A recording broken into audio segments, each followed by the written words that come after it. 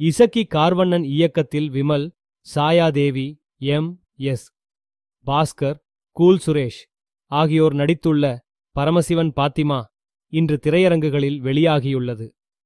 டைட்டிலே வித்தியாசமாக இருப்பதால் படத்தின் மீதான எதிர்பார்ப்பு தொடக்கத்திலேயே உருவாகிறது. ஆனால் அது நிஜமாகவே வித்தியாசமானதா என்பதற்கு பதில் கொடுக்க முடியாத அளவுக்கு படம் களையிழந்து விடுகிறது.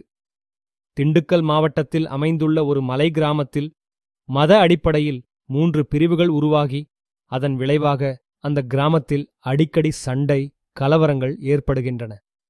இந்நிலையில் விமல் மற்றும் சாயாதேவி 2 இளைஞர்களை கொலை செய்கிறார்கள். தொடர்ந்து மேலும் சில கொலைகள் நிகழ முயற்சி செய்கிறார்கள். இதையடுத்து இந்த வழக்கை விசாரிக்க இசக்கி கார்வண்ணன்தான் போலீஸ் அதிகாரியாக வருகிறார். கொலைகளுக்கு பின்னால் உள்ள உண்மை, அதன் பின்னணி மற்றும் விமல் சாயாதேவி இடையேயான உறவுகள் குறித்த மர்மம்தான் கதை நடப்பு.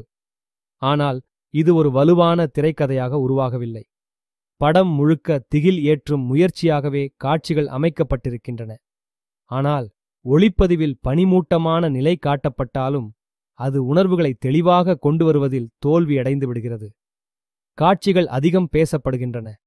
அதாவது நடிகர்கள் தொடர்ந்து உரையாடிக்கொண்டே இருக்க ஒரு கட்டத்தில் அந்த வசனங்கள் பார்வையாளர்களுக்கு சோர்வை ஏற்படுத்துகின்றன.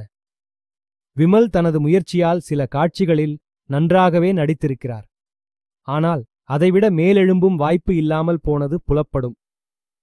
மற்ற நடிகர்களும் சீரான நடிப்பையே வழங்கியிருக்கிறார்கள். முழுமையாக பார்த்தால் தலைப்பிலிருந்த வித்தியாசம் தவிர படத்தில் சொல்லத்தக்கதொரு புதுமை இல்லை என்பது ரசிகர்களின் பொதுவான கருத்தாக இருக்கிறது.